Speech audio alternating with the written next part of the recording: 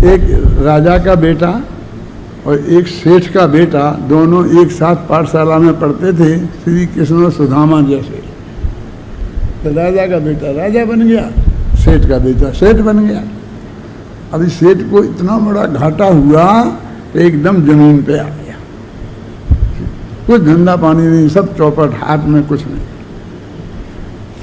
तो सुदामा की जैसी पत्नी सुदामा को प्रेरित करती थी, द्वारे का जाऊ जो द्वारे का जाऊ, या ही है रत लगी है तेरे को 24 घंटे। ऐसा उसकी पत्नी भी कहती कि तुम बहुत बातें कहते थे कि राजा का लड़का दोस्त है, राजा मेरा दोस्त है, राजा मेरा दोस्त है, तो राजा के पास क्यों नहीं जाते हो? वो थोड़ी आपकी हेल्प करेगा, तो आपके व्यापार में सहयोग करेगा, तो आपका व्यापार दोबारा जम जाएगा। तो वो पत्नी के कहने से राजा के पास गया। कभी कभी पत्नी की सलाह मान लेना चाहिए, है? वो राजा के पास गया तो राजा ने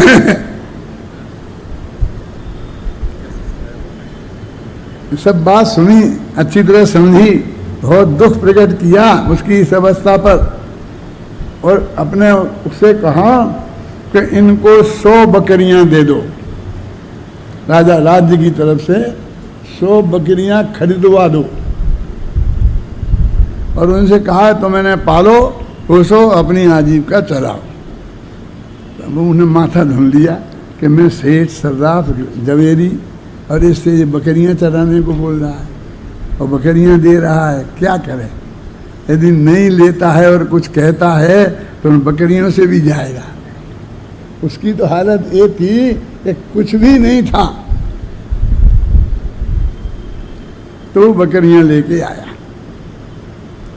पत्नी ने कहा क्या हुआ? तो उन्होंने कहा गडरिया बना दिया,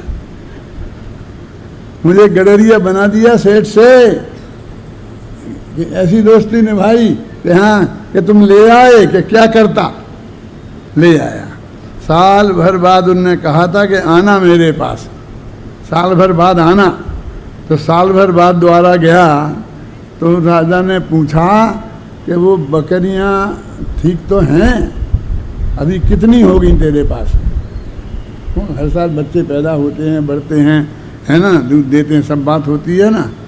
कि हुजूर क्या बताऊं, 50 रह गई, 100 में से 50 मर गई, क्योंकि मैं पालना जानना जानता नहीं था, उसकी तरकीब से कुछ मेरे से पूरी सेवा करी, लेकिन 50 मर गई। ये कोई बात नहीं है, चिंता की बात नहीं है, तुम 50 और ले जाए यहाँ से, पूरी 100 कर ले। दोबारा क्या किया, 50 बकरियां और दे दी कि 100 कर ले पूरी, और अच्छी तरह से पाल पोस अपनी आजीविका कर। फिर दूसरी साल गया तो कितनी रह गई कि 75। कोई बात नहीं है, तरक्की कर रहा है ना, 50 से 75 पे आ गया ना, कोई चिंता की बात नहीं है। 25 ले जा, 100 कर ले तुम अपनी पूरी, और अपनी आजीविका चला। ऐसा 2-3 साल तक बार हुआ। फिर जब बाद में वो पहुंचा तो उनने पूछा कितनी रह गई? कि हुजूर 105 हो गई। कि सारी बकरियां वापस दे दे। 105 हो गई तो सारी बकरियां वापस दे दे, और खजाने से जितना पैसा तुझे पूंजी को ले जाना वो ले जा, जितना ले जाना हो उतना ले जा। कि हुजूर एक बात मुझे पूछना है आपसे, कि आपने मेरे पहले साल आया तो बकरियां दी, फिर बकरियों की पूर्ति कर दी, और आज ये तुम खजाना कैसे खोल दिया? बोले तेरा भाग्य उल्टा चल रहा था, एक साल में तेरी 100 की 50 हो गई, मैं तुझे 1 करोड़ रुपया देता तो 50 लाख रह जाते। समझ में आया ना? मैं देख रहा था, तेरे भाग्य को परख रहा था, और अब तूने 100 की 105 हो गई ना, तो अब तेरे भाग्य का मामला पलटा है, तो अब कोई चक्कर नहीं है, अब कोई डर नहीं है, कितना ही ले जा। क्या अर्थ हुआ इसका? कि राजा समझता है मैं इसकी कोई हेल्प नहीं कर सकता, इसका भाग्य होगा तभी इसकी हेल्प होगी।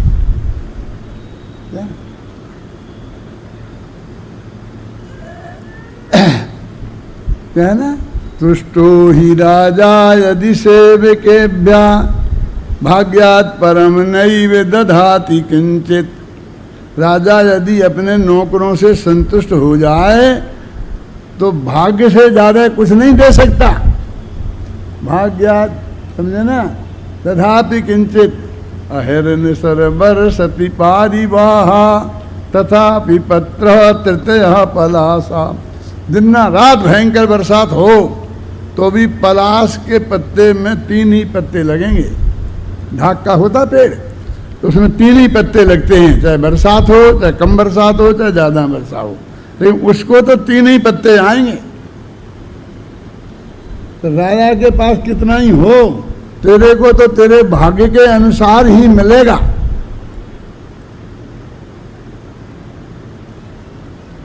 है ना, क्या क्या क्या कहा था, तुष्टो ही राजा यदि सेवकेभ्या। राजा यदि से नौकर से संतुष्ट हो जाए तो भाग्य से ज्यादा नहीं दे सकता है। अपने चपरासी से संतुष्ट होगा और उसे 1000 रुपये महीना मिलता है तो 1100 कर देगा। क्लर्क से संतुष्ट होगा और उसे 10,000 मिलते हैं तो उसके 10,100 नहीं करेगा, 11,000 करेगा। और यदि लाख रुपए महीना मिलते हैं तो वो 1,10,000 करेगा।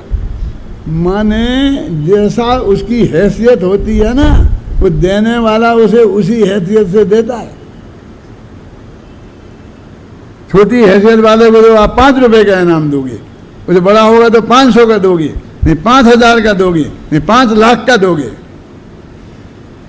होता क्या नहीं होता, वो संतुष्ट तो एक सा ही हुआ। तो ये भाग्य की बात है। भाग्य किसे कहते हैं जानते हो? मैंने कई दफे बताया है इन सभाओं में। आज मैं जानना चाहता हूं कि इस सभा में कितने लोग जानते हैं कि भाग्य किसे कहते हैं। जो जानते हों वो हाथ उठा। महिलाओं में कोई नहीं उठा रहा। एक हमारे जमूड़े ने उठाया है। क्यों तुम ना, 2-4 लोग उठा रहे हैं। आचार्य समंत भद्र ने ये लिखा है आत्ममीमांसा में कि होनहार प्लस कर्म का उदय, इसको भाग्य कहते हैं। अकेले पूर्व कर्म के उदय को भाग्य नहीं कहते। एक बहुत बड़े विद्वान कहा करते थे, पुराने कर्म का उदय आया वो भाग्य है, और वर्तमान में जो पुरुष हमने कार्य किया कर्म उसे बने वो पुरुषार्थ है। सुना आपने? मैंने उनसे निवेदन किया कि भाई साहब ऐसा नहीं है। समंत भद्र तो लिखते हैं कि होनहार और कर्म का उदय, ये दोनों ही को मिला के भाग्य कहते हैं। तो अब इसमें वास्तव में कौन रहा, कर्म का उदय के होनहार? फिर सोचो। अभी इसी मैंने बहुत पिछले दिनों में बहुत घिस घिस के समझाया है, इस बात को बताया है। देखो, कर्म तो बंधा था ना, तो कितने बरस पहले बना होगा? कितने बरस पहले ये जो साता वेदनी कर्म, असाता वेदनी कर्म, जिनसे ऐसे संयोग मिलते हैं, रुपया पैसा जिसे तुम कहते हो, इनकी कितनी उम्र है, कितनी स्थिति है? बोल भाई, करुणा नहीं योग वाला है?